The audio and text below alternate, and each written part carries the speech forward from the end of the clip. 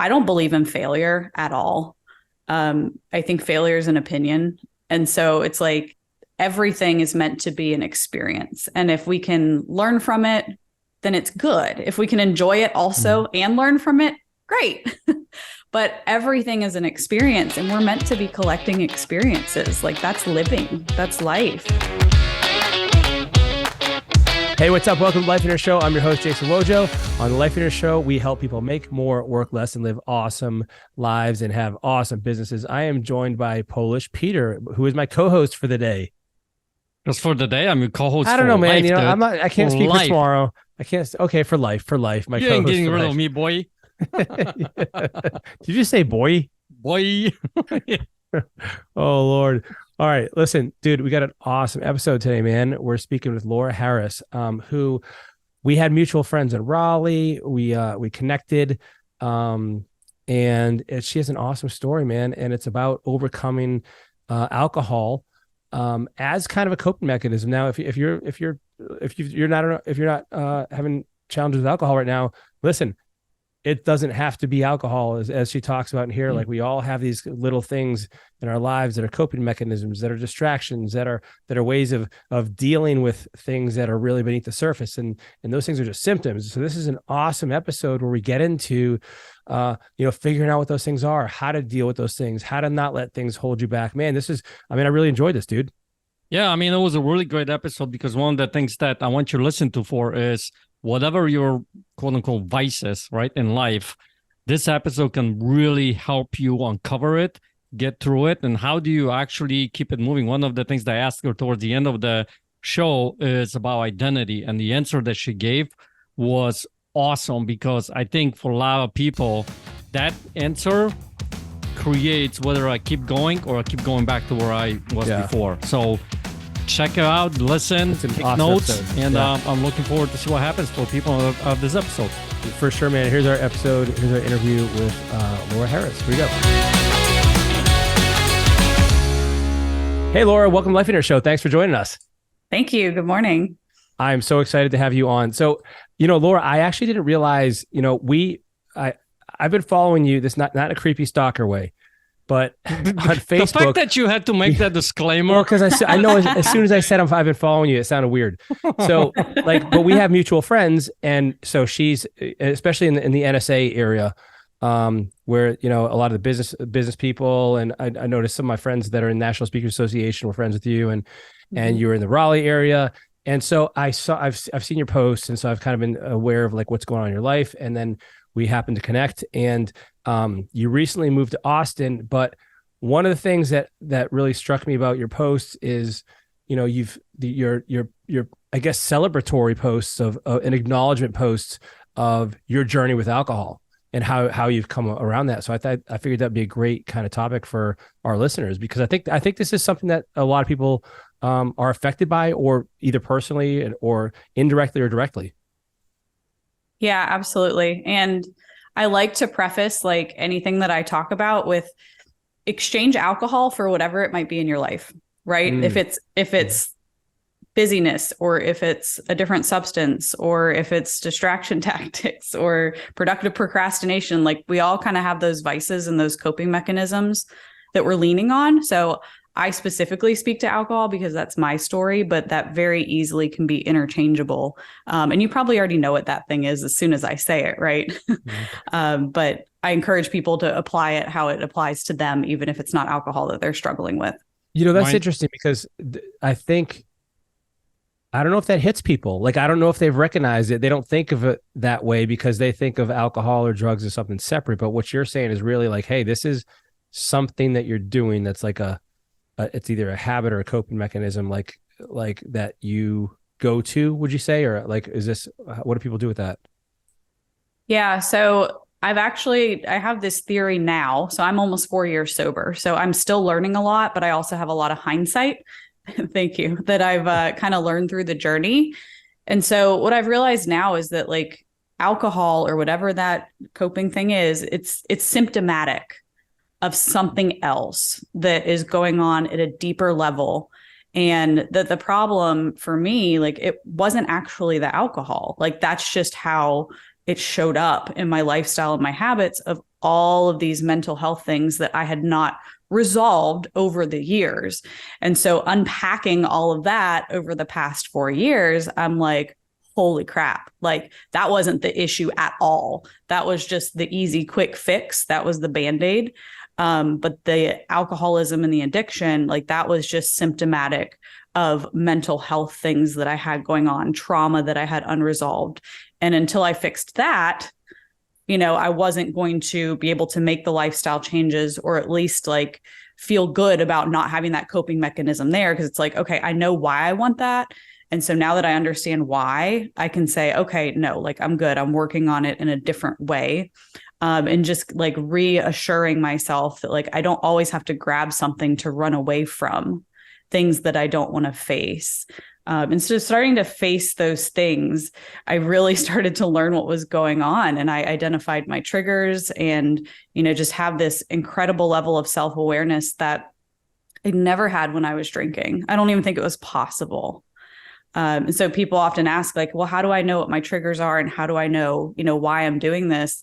Sometimes you have to step away from it to even have like that moment of clarity or that realization.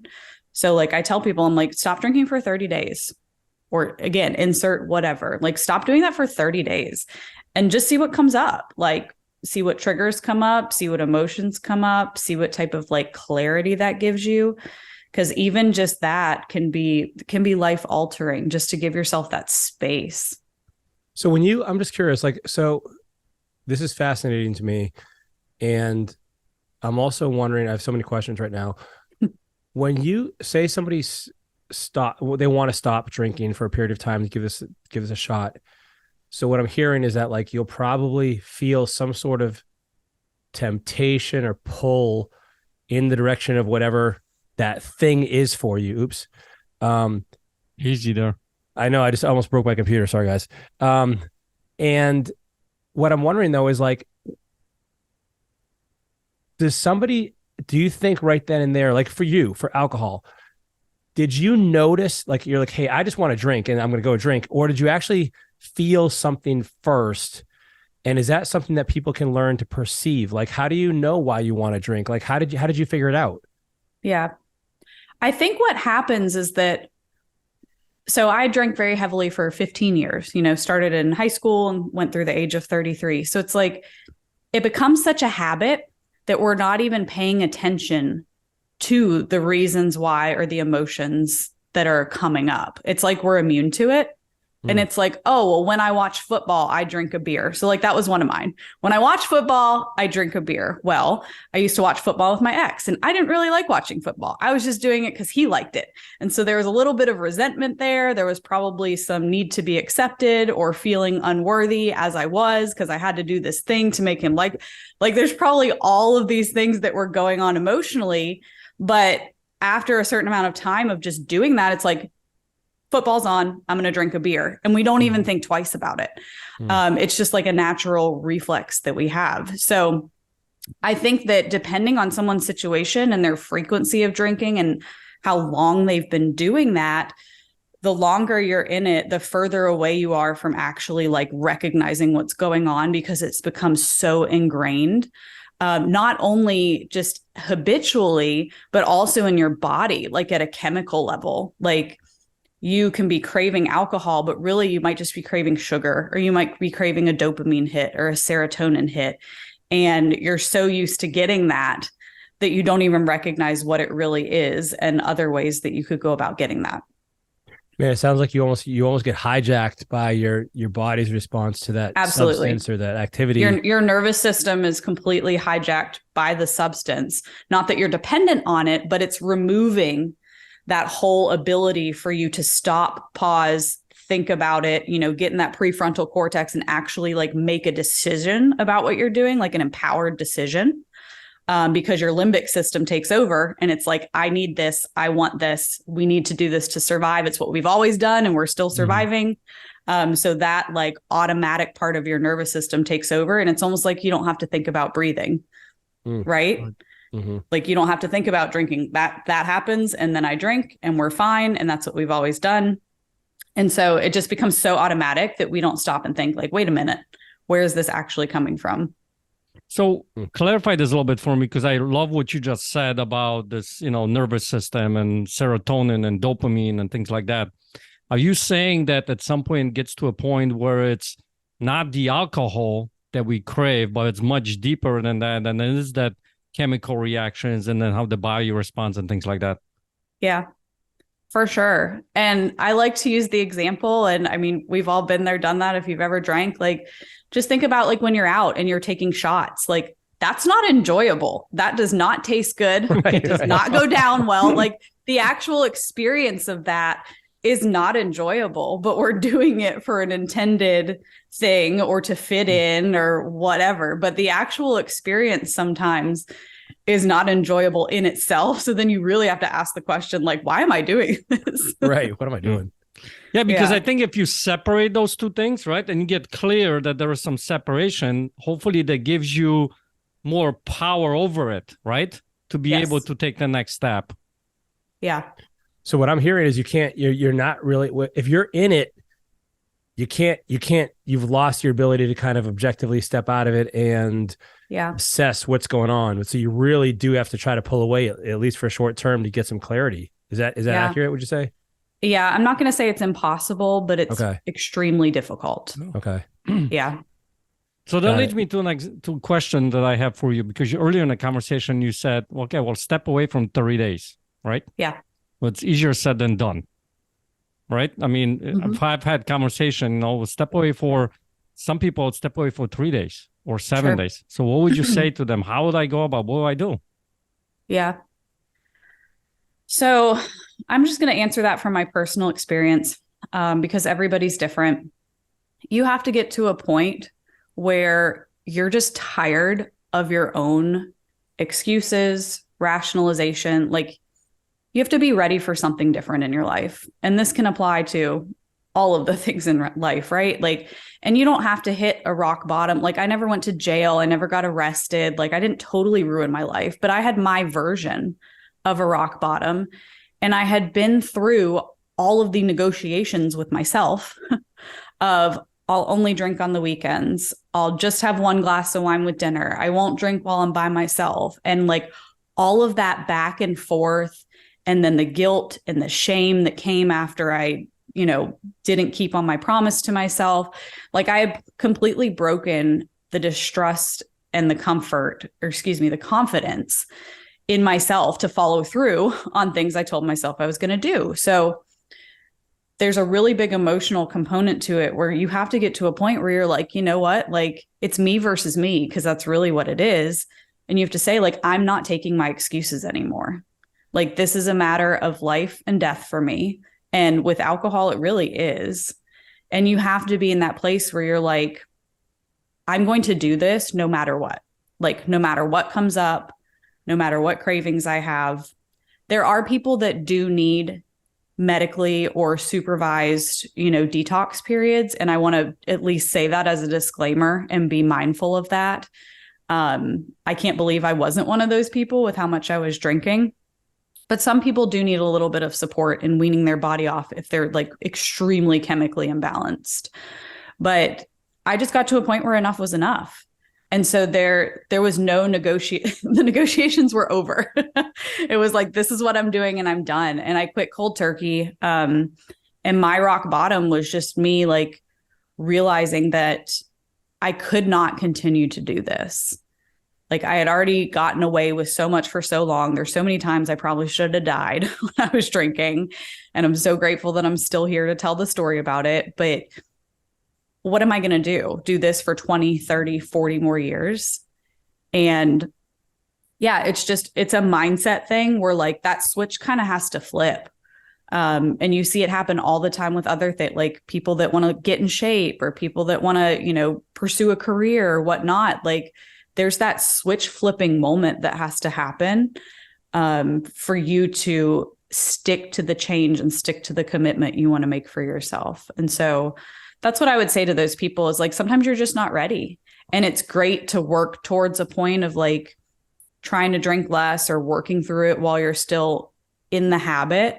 It is going to be a lot harder, but at least you know that you want to get sober. Because I was in that space for a while before I was actually ready to like make the decision. You know, I was going to say this is, I mean, I think it's so true. Like, you know, and you mentioned health, for instance, like it's so true. Like how, if you're like, yeah, it'd be nice to get in shape. It'd be nice to cut back on alcohol, or yeah, I really should.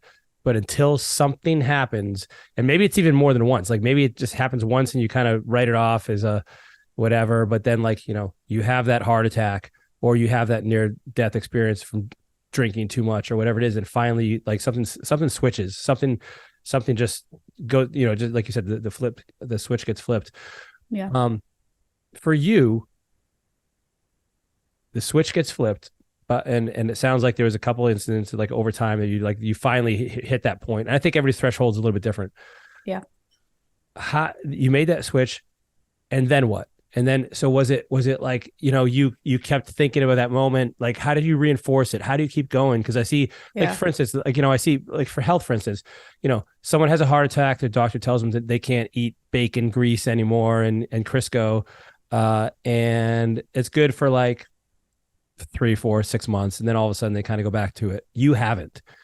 And people that are successfully stepping out of those kinds of things have also found a way to continue it. So how have you found this to stick? How was the journey for you from that first decision, and then how has it played out for you over the years? Now it's been, you know, 4 years. Yeah.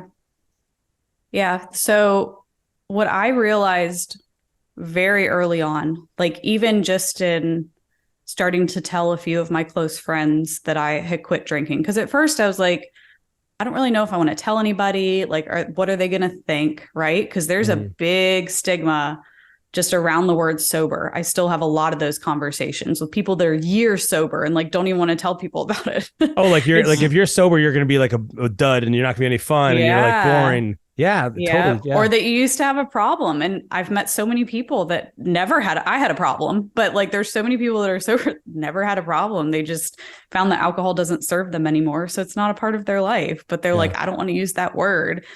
But when I started to open up about it early on, it was very apparent that yes, I was doing this for me originally, but it's not about me at all. Like even just early on when I started sharing my story and telling my friends what I was doing, it had them thinking about their own, you know, because obviously I hung out with a bunch of people that drank, right? Like that was just my lifestyle. So whether it caused them to actually make change in their life or not, by me sharing what I was doing very openly, it had other people at least like taking a second to look at themselves and to look at their habits through a different lens. And now, as I'm like further on in my journey, just showing people what's possible. That's my job now, showing people what's possible and showing people that like you can completely change your life. I mean, we don't have to get into all the details, but the things that I've done since I've been sober are like insane. Like if you would have told me this 4 years ago, I'd be like, that's not possible. Like that's not even within the realm of possibility for my life. And so my journey isn't about me. And it's very humbling to like make that realization. It also adds a little bit of responsibility for me to continue to stay sober, which I would for myself anyways, but there's other people that, you know, are looking to me to be that person. And so, you know, I'll get messages all the time from people I don't even know. And they're like, hey, I just hit my 2 years of sobriety. Like you're the reason that like the switch flipped. I'm a switch flipper now for other people. Awesome. And it's like, I never had that person though. So like when I first got sober, I didn't have anyone like making it look fun or like showing me what was possible. So what keeps me going now and what will continue to keep me going long term, and anybody can do what I did. I'm not special. I just did it and I like was open to talking about, I was brave enough to talk about it. Right. But like anybody can do this, is that it's just not about you. It can be about your family. It can be about your coworkers. Like there's so many people that like need you to step into that power and step into that next season, because we all have it within us. So to me, like my sobriety is a service. It's not really something that I still do for myself and will continue to do for myself. So just to give our audience a kind of a grasp of maybe what life was like prior to making this decision versus now and all the awesome things you're doing now, can you give us some context for this? Yeah. So when I was drinking, I worked in the restaurant industry. I did that for 17 years. So just being in that culture. And aside from drinking, just very toxic culture. I mean, no hate on restaurant, but just the hours, the lifestyle, the stress levels. It was just very, very difficult for my personal and my mental health. And so I was in that job. I was in a relationship with someone that I was probably settling for. Still care for him, but it was not the right fit, especially once I got sober. And I was just barely making it through life. I was just kind of like going through the motions. I was highly successful at what I did at work. So I was the epitome of a high functioning alcoholic. But I would come home every night and drink and drink and drink. It didn't matter if I was by myself. It didn't matter what I had to do the next day. Like that was just the only comfort that I had. And because of a few of those factors, I didn't have a social life. I had very few friends, and most of them were coworkers or just people that would indulge and go out and drink with me. But I didn't have like quality relationships in terms of like friendships and mentors, things like that. So once I stopped drinking, I quit my corporate job and got into entrepreneurship. I walked away from that relationship. I was in it for 8 years and I had to walk away from it, moved out. I have got my dog, who is absolutely incredible. And I have raised her by myself, which I'm really proud of because she's a German Shepherd and she is a handful. I moved to Austin 1.5 years ago, not knowing a single person. So I've completely rebuilt my sense of identity, my network, especially after being in Raleigh for 17 years, had a really good like footholding there, and then just completely uprooted all of that and had the courage to do it. I went through a personal bankruptcy about 2.5 years ago. And yeah, now I have several businesses, one in the mental health space. I'm also a paid content creator for a couple different platforms, and I get to work for myself, fully remote, get to set my own schedule. I'm really passionate about the work that I'm doing. And I can, in the best shape of my life, also left that part out. I lost 80 pounds. That's probably an important piece. I left that out. 80 pounds, whatever. Just a side note, right? It was so long ago at this point, honestly. That was the very beginning of my sobriety. So yeah, I lost 80 pounds in the best shape of my life, have finally healed like all of the systems, including my nervous system. Just have this incredible like groundedness, level of self-awareness, amazing, deep, meaningful relationships in my life.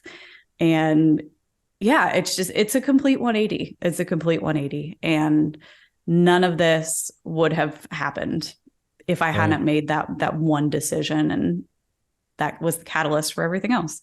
So talk to me about that a little bit more. So like you make this life-changing decision, right? You make this decision to become sober. What do you feel like I'm wondering what the downstream effects of that decision were in terms of like, hey, was there a process where you thought to yourself like, gosh, if I can do this, what else can I do? Or did that stuff just organically start to show up for you a little bit more because now you're in a different headspace? Like how did this, I mean, because it's really like a rebirth, a transformation. Like how do you see those connected? Yeah. So I think it's a little bit of both. I think that I had the courage to try new things and to put myself in positions that I normally would not have. Like I jumped out of an airplane last year because I was like, why not? Like we can do all the things now. But yeah, I think I forced myself to get out of my comfort zone. And I knew that I had the confidence to do that. And something else that's been a big mindset shift for me, and this is even just in business too, is like, I don't believe in failure at all. I think failure is an opinion. And so it's like, everything is meant to be an experience. And if we can learn from it, then it's good. If we can enjoy it also and learn from it, great. But everything is an experience, and we're meant to be collecting experiences. Like, that's living, that's life. And so before, I was just on the same experience on repeat. And there's a lot of comfort there, and there's a lot of safety there. And I'm not going to fail if I go home at 5 o'clock every day and drink a bottle of wine and watch the news and watch 2 hours of Netflix. There's no failure there. Right. But there's also like no new experiences. So I think just having the confidence to step out in that. And yes, I absolutely feel, and I say this often, that I can do anything now, anything. And I've found, even as situations kind of like come back into my life, like say something stressful happened now, like I'll give you an example. So like last week, my dishwasher broke. Normally I'd be like, oh, I hate this. I have something about washing dishes because I worked in the restaurants for so long. Like, I hate hand washing dishes, hate it. So normally that would like totally like throw me in a tiff, just like ruin my day. And now I'm like, this is not a big deal at all. Like, I'm grateful. I am humbled. Like, it's put everything in perspective, like where it needs to be, including the stressful things and including, you know, the things that I really should appreciate more. And by having more experiences and stepping out of my comfort zone, like, I've just gained a new appreciation for so many more things that I just wasn't exposed to previously. And so, like, I'm curious about that because, like, you know, things happen in life, and, you know, whether it's a dishwasher breaking or other stressors that occur in life, it sounds like you've built your own much more productive and helpful way of dealing with those. And it sounded like one of those is like kind of like you kind of try to keep in perspective, number one, and then maybe also have an appreciation and an attitude of gratitude. Like, is that it, or have you developed kind of like other ways to deal with life's stressful situations that no longer draw you at all to alcohol? Yeah. What I learned through getting sober is that I have a lot more power and control over my reality than I thought. And so all of these external things that are happening and swirling around us, no matter what it is, we get to choose how we react to it. That's called self-responsibility. Responsibility. We have the ability to choose how we respond to every single thing that happens. And I found that power in choice through saying, I'm not going to drink alcohol anymore. But you can take that and apply it to anything. You have a stimulus, you can pause, and you can choose how you respond. And by like breaking down that process with alcohol of, okay, football comes on, how am I feeling? And then I'm choosing to grab a beer, right? That was the chain of command, right? And so breaking down that process with alcohol, I was able to break down that process for everything. Like, if this happens and I feel a certain way, and normally I would behave a certain way, I can stop at that feeling stage and say, why? Like, why do I feel that way? Is that really how I feel?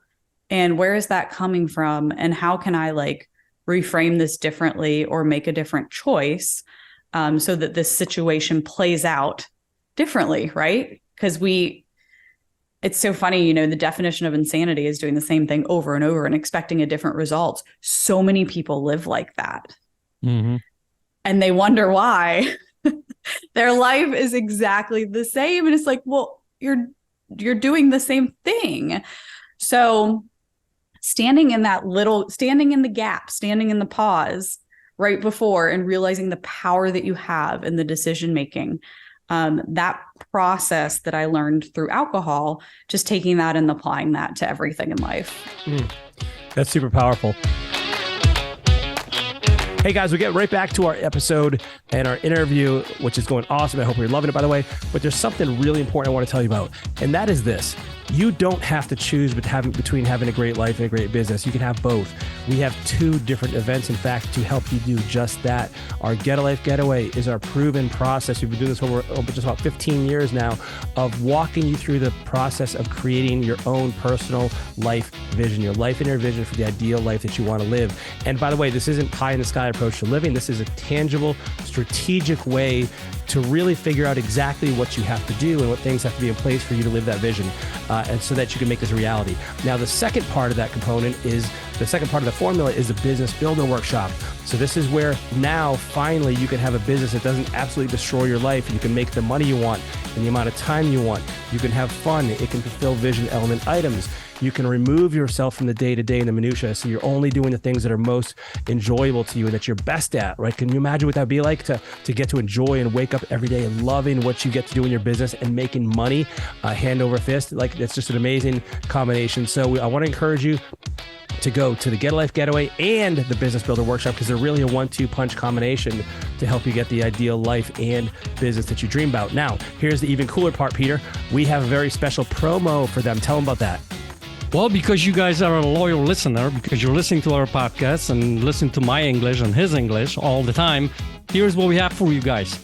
Head over to lifeandlearn.com, click on the events tab at the top of the page, pick the event that you want to go to the checkout page, and in the promo code area, type in podcast, PODCAST, podcast, hit apply, and guess what you're going to get? You're going to get 50% off. That's 50% off the ticket price, the regular ticket price that majority of the people out there who don't listen to our podcast don't know about it yet. Get to pay, but you get to pay only 50% off. So head over there right now, get to this event, and I can't wait to meet you. Come up to us, say hi to us, introduce yourself, tell us you found us on the podcast. We would love to talk to you and show you how this vision process really creates miracles in people's lives. Man, one last thing is, I don't know when you're listening to this episode right now, but I don't know how long we're going to keep this discount up. I don't know how long this promotion will be valid. So go and do it right now to make sure you get that 50% savings. We'll see you at an event soon. Let's get back to the episode. You know, I'm wondering now, for people here that are listening or watching, maybe they're not directly affected by this. Maybe they have their own thing going on in their life, but maybe they also are seeing people they love and they care about that are struggling with something similar to this. Do you feel like, what is their role? Is there anything they can do, or does it really come down to that person? And like, if they're not ready, they're not ready, and you just love on them, or do you confront them? Do you just let them know you're there for them? Like, what's the right action? Like, if someone were in your life back then, was there any impact they may be able to have on you, or would it just be like, it has to be totally, totally personal?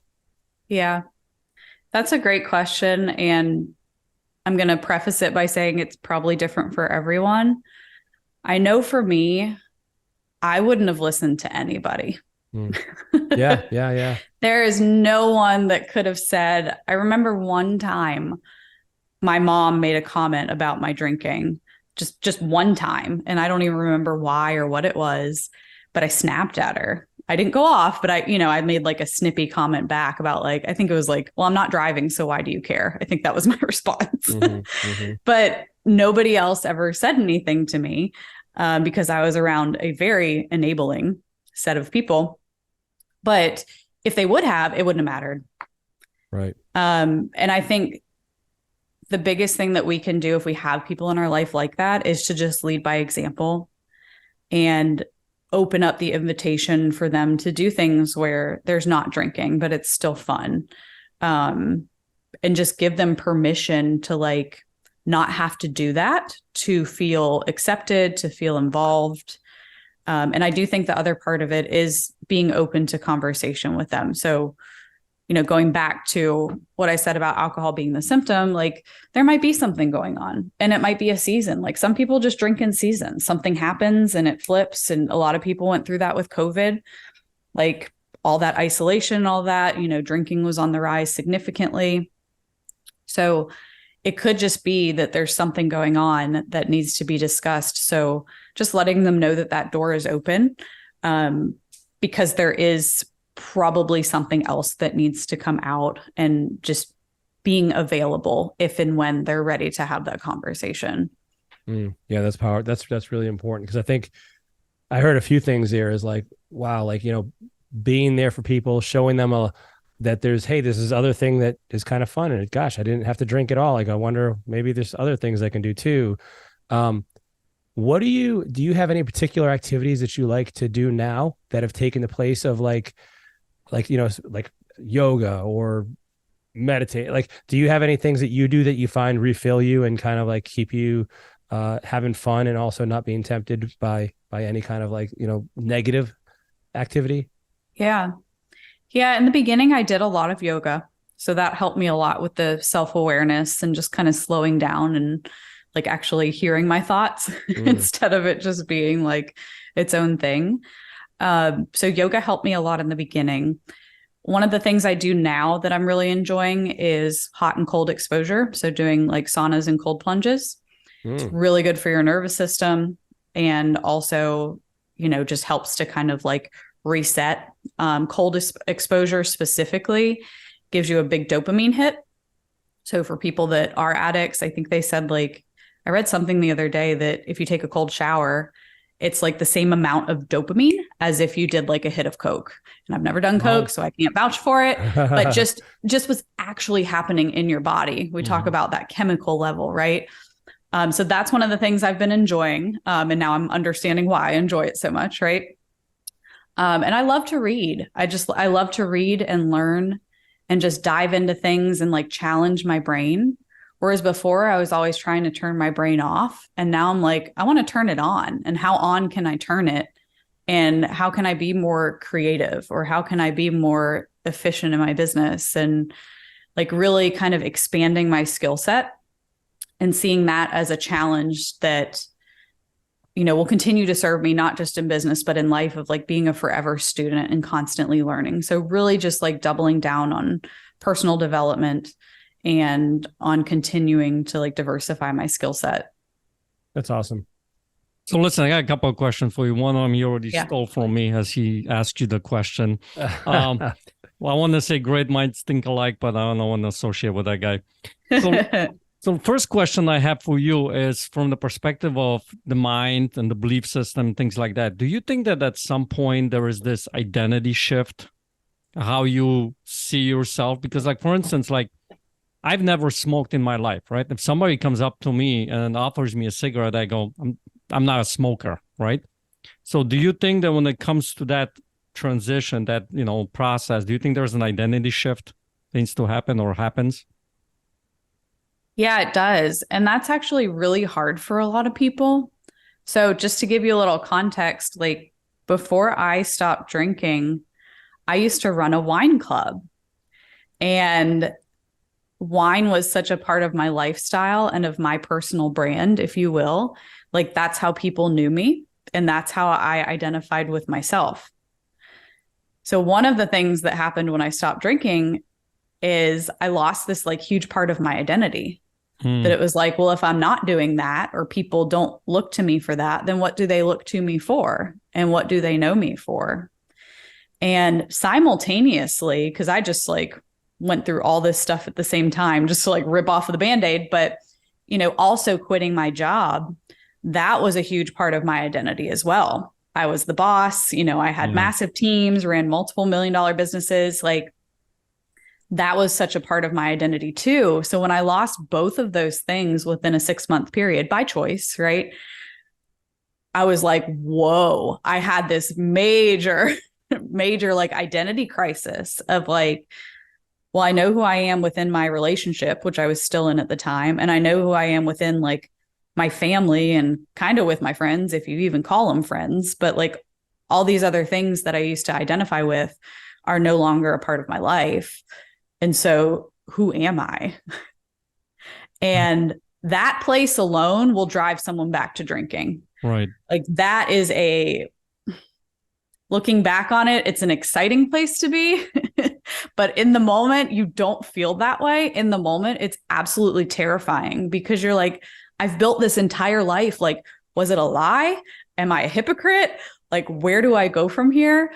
So yes, there's absolutely an identity shift. And I think when it like really started to sink in for me was when people started to come to me asking about sobriety, telling me about their sobriety. I'm like, okay, like this is not that I need the external validation, but it's like, at least this is what I'm giving off, right? Because you need that feedback, like to know how you're showing up in the world. You need that feedback to be like, okay, this is how other people see me. Good. Like, this is what I was going for. So I didn't really like grab onto that part of my identity until I started to get some of that feedback. And I'm like, okay, like this is my space now. So did you start creating new identity for yourself? Yeah. Yeah, I think that's a really important thing to talk about, because I think, well, like you just said, when you feel like, who am I?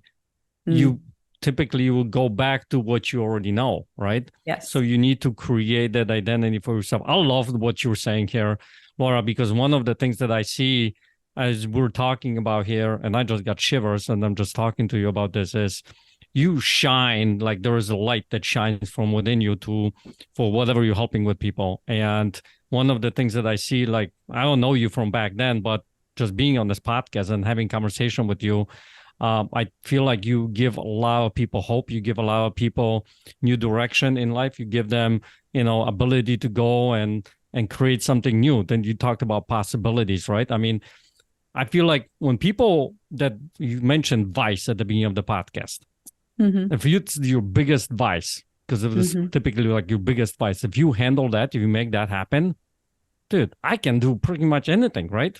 Yeah. So give us a little glimpse. What are you up to now? What's moving forward for you? What are you going to be doing now? What's the deal?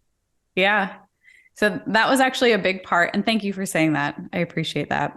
The kind words.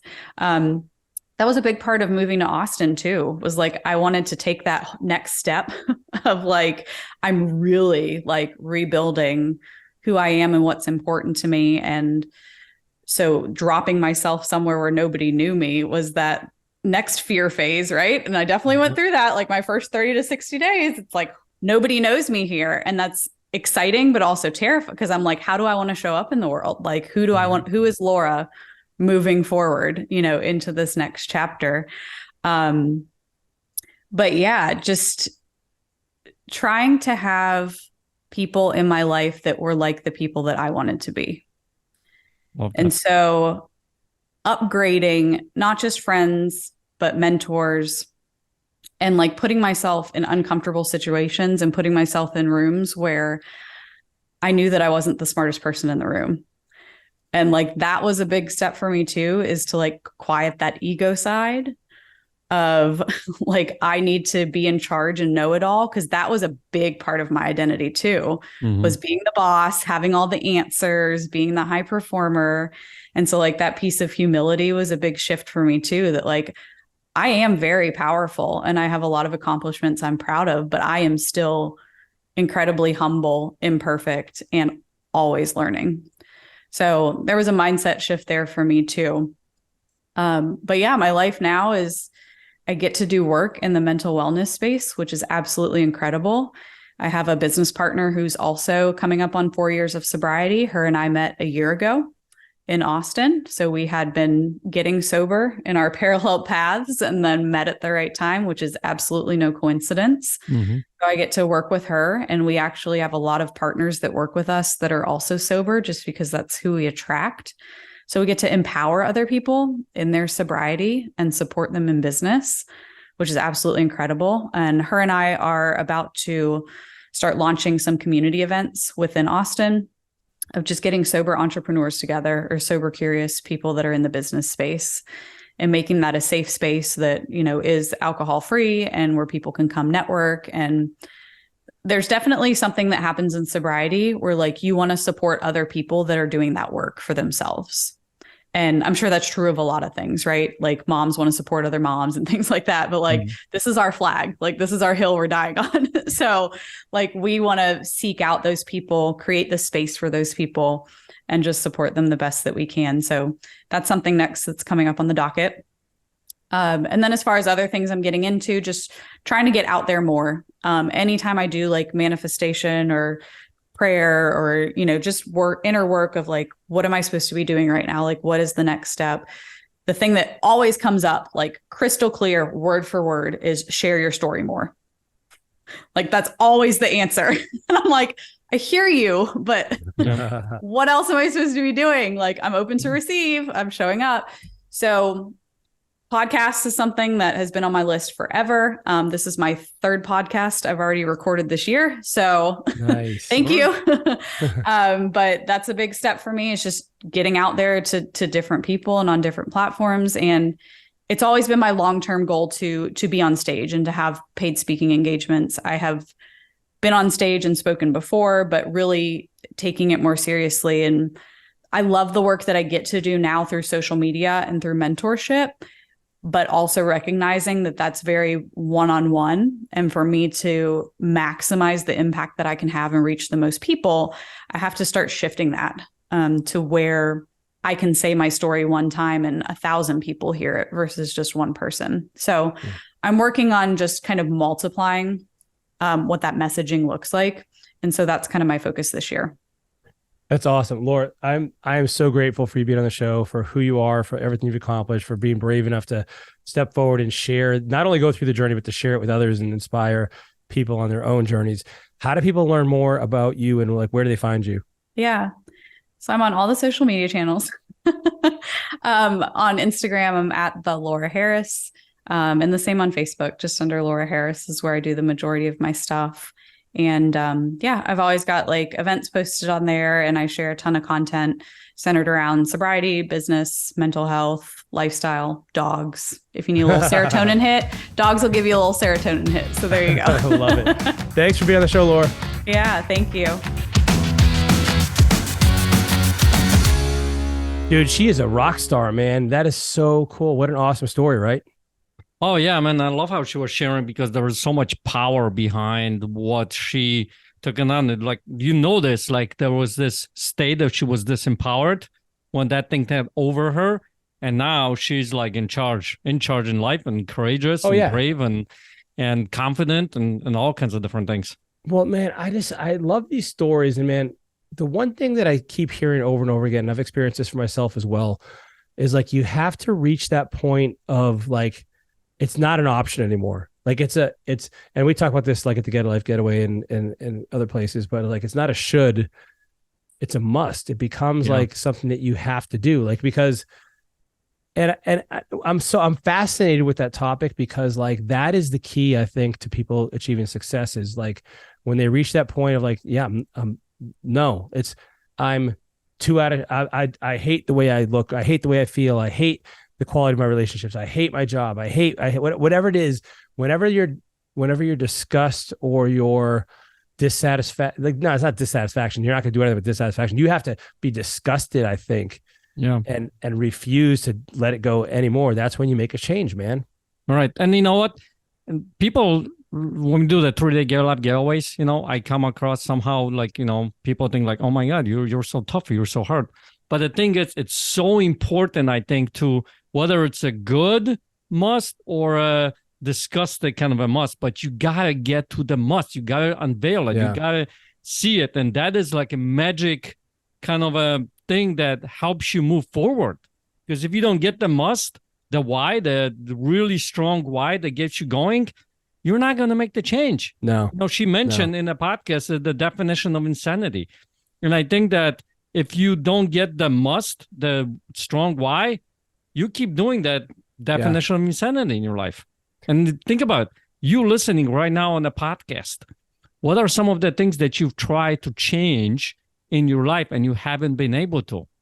Yeah. And if you haven't, did you have a strong must? Did you have a strong why behind it? Yeah, Probably not. It's been a want, not a need. Like, but I don't think it's a need is even it. It's got to be a must. You know what I mean? think of it this way, man. Like, I've heard this analogy. It's like a little metaphor where, the young apprentice is like, hey, I want to be like you. And he's like, okay, but he's like, come into the ocean with me. And he holds the guy's head underwater, and he says, and then the guy's like, he's holding the guy's head in the water. He finally pulls him up. He's like, what'd you do that for? He's like, when you want to this as much as you wanted air just then, that's when you're going to do it. But it's not going to be before that. And so like, you have to like find that for you. And maybe you can even figure out a way to facilitate that, to leverage that, to make you do the things you want. Now, one thing I love about her story is like she found like this, she found this to be symptomatic. And what that means is like the alcohol for her was satisfying a need that was either being triggered by, she mentioned, boredom, maybe it's resentment, maybe it's like a coping mechanism of feeling like she's stuck in her job. Maybe it's whatever it is, right? We find these behaviors to soothe or to numb or to distract from the things we don't want to deal with. And maybe it's deep emotional trauma in some cases. Maybe it's something significant that you really have been suppressing. And so I think I love that she gave that suggestion, like, hey, you gotta find that space. You gotta figure out a way to listen to that and acknowledge it. And maybe some people need professional help for this. And that can help you get there quicker. But she found this way to really kind of listen to those voices and figure out what was going on, which helped her tremendously, right? Understand why she was doing it in the first place. Oh, yeah. The understanding, getting to know the real things behind it, I think is very powerful because that gives you power over it, not it giving over the power over you. Yeah. Yeah. Right. I mean, she talked about the chemical reaction, the serotonin and dopamines and prefrontal cortex. Once you start understanding those things, you start seeing like the problem is not so much the alcohol, but what is the chemical reaction in your body is created, right? And now I can start take charge of the deeper, we talk about the problem beneath the problem, right? That's what she's basically getting at here. And I think that's a huge part of this entire process. The other thing that I love what she shared is the whole identity thing at the end. Yeah. Because, at one point she's like, I felt lost, right? Like, who am I? And what we do typically, we go back to what we know. So you got to start creating the new identity. One of my students that I've had conversation with, and he was actually in the whole, alcoholism and everything. At one point, I literally had him go and create a new identity. It's not so much that I am, sober. Like, who am I now? Right? Get to a point where that's no longer even you kind of a thing. When you get to that point, all of a sudden, that's not an option. Well, I think, so there's a guy named Michael Haig he's a consultant for screenwriting, and he's worked on everything from like I Am Legend to all these other awesome movies. And he has this theory, and he uses it in his stories, and I think it's real life valuable for people, is that there's two things. You have your essence and your identity. Your identity is the safe, comfortable version of you that is doing the same things day in, day out, that isn't stretching the boundaries, that isn't becoming uncomfortable, and that kind of is just kind of like playing along. You're settling, right? You're complacent. And meanwhile, your essence, this is who you're meant to be. This is who you're born to be. And it takes bravery and courage, like Lora demonstrated. And it takes exploration, and it takes experiences to build and grow into your essence. And that's another thing I love. She said, dude, I loved it. She's like, failure is an opinion. I'm like, oh, that's gold. Yep. And like, that's what it's about. So when you ask that question, it kind of really, I think it really steers people in the direction of like their power, and that's who you are meant to be. So get all this other stuff out of the way, right? Step into that. Totally agree, man. And by the way, I think a vision is an awesome way to start to understand that. Right on, because that's what we literally do at the 3-day Gear Lab Getaway. Yeah, we dive deep into those things. It's awesome. Listen, we hope you guys enjoyed this episode as much as we did. I can't believe we get to do this. We talk to so many awesome people. Tell me about it. This is amazing. Well, listen, if you liked it, give us a thumbs up, give us a rating, subscribe, tell your friends about it, tell your family about it, tell all of your coworkers, your yoga friends, your dog friends, your whoever it is that you think would benefit. We are grateful for that. If you want to be part of the conversation, head on over to our private Facebook group. You'll just find us, just type in Life, and you'll find it. And as always, we are grateful for you that we get to do this, and we hope we are giving you some value and some corny jokes along the way too, and some entertainment. We'll see you next week, everyone. Take care.